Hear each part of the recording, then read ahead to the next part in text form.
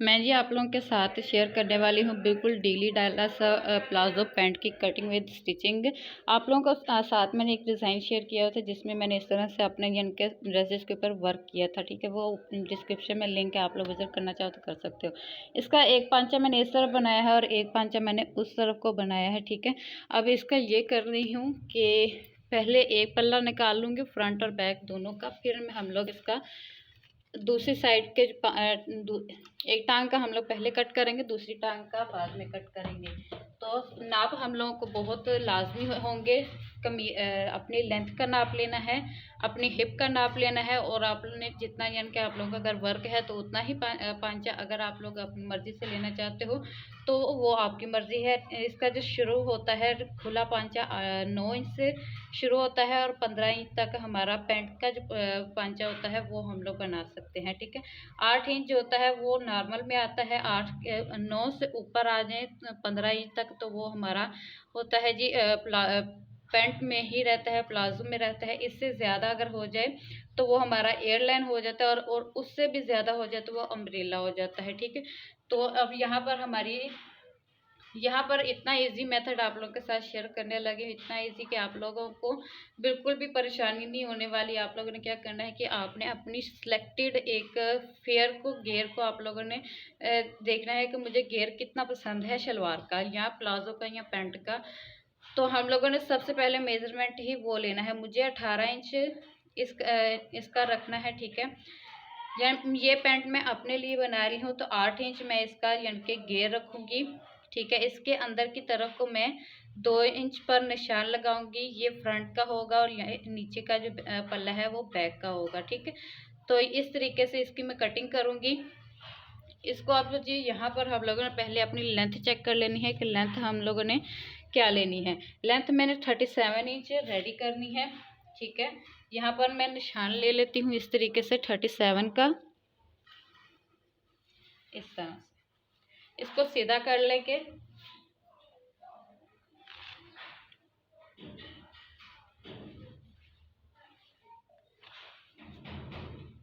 इस तरह ये सीधा हो गया। इसके बाद इसको भी हम लोग यहाँ से सीधा कर देंगे। अब जी हम लोगों को अपना इलास्टिक भी डालना है। इसमें इलास्टिक मैं अलग से नहीं डालूंगी, मैं इसके साथ में ही लूँगी, तो इसलिए यहाँ पर हम लोग 2 इंच इसके यहाँ से नीचे लेंथ है और इसके ऊपर से हम लोग इसका फोल्डिंग जो इलास्टिक में जाएगा वो लूँगी। ठीक है, तो ये पहले निकालना कैसे है, आपने अपनी हिप का नाप लेना है। हिप का आप लोगों ने चौथा हिस्सा निकालना है। चौथा हिस्सा मेरा निकला है 11 इंच। 11 इंच पे 3 इंच आप लोगों ने प्लस करने हैं तो आपकी आसन की लेंथ परफेक्ट निकल जाती है। ठीक है, ये शलवार के लिए एक मेथड होता है या बेल्ट वाली शलवारों के लिए मेथड होता है।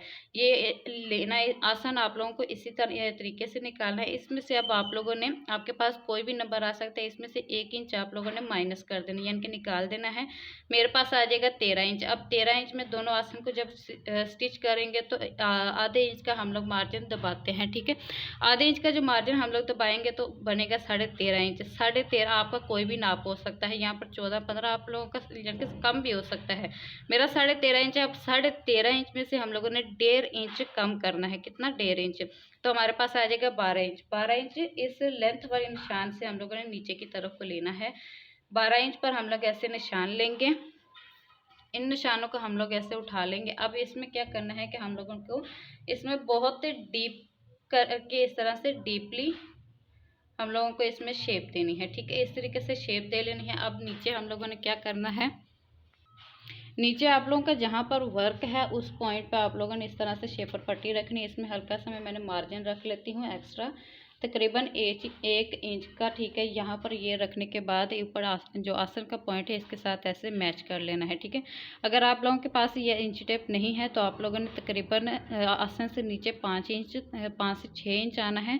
ठीक है, और वहाँ से आप लोगों ने ऐसे कर्व देना है। ठीक है, ऐसे बिल्कुल, और उससे नीचे आप लोगों ने बिल्कुल सीधा रखना है। ठीक है, आपकी लेंथ कोई भी हो सकती है, आपने बिल्कुल सीधा लाना है। तकरीबन अपने आसन से 6 से 7 5 से 6 इंच आप लोगों ने नीचे तक आप लोगों ने बिल्कुल सीधा रखना। उसके बाद आप लोगों ने ऐसे शेप देके इसके साथ मिला लेना है।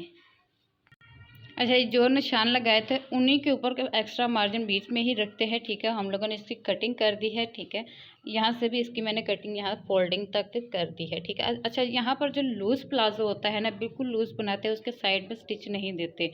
बिल्कुल लूज़ पैंट जो हम लोग बनाते हैं उसके साइड में हम लोग को स्टिच की ज़रूरत नहीं होती, क्योंकि बिल्कुल नीचे से स्ट्रेट होता है, बिल्कुल सीधा होता है। तो यहाँ पर कटिंग देने का कोई फ़ायदा नहीं होगा। अगर देंगे तो आप लोगों को और मसले निकल आएंगे। तो आप लोगों ने ये करना है कि साइड की स्टिच लगानी ही नहीं। यहाँ अगर ऐसे फोल्ड है तो इसके ऊपर रख के एक बूट की सिलाई लगा लें तो वो अलग बात है। क्योंकि ये देखें यहाँ से हमारी शेप बिल्कुल क्लियर सीधी बनी हुई, तो वहाँ से भी हम लोग को शेप देने की ज़रूरत नहीं है, बल्कि लीड ही नहीं है। तो अगर आप लोग देना भी चाहते हो तो ऐसे फोल्डिंग की ही आप लोगों ने एक स्टिच लगा लेनी है। ये वाला पॉइंट समझना इंतहाई ज़रूरी है, ठीक है। ये दो फ्रंट के पल्ले हैं, ठीक है। वहाँ से फोल्डिंग है और यहाँ से हमारा यानी कि ओपन है। तो वो कपड़ा रखने का यानी कि बिछाने का तरीका मैं एंड पे आप लोगों को बताती हूँ किस तरीके से हम लोगों ने कपड़े को बिछाना है।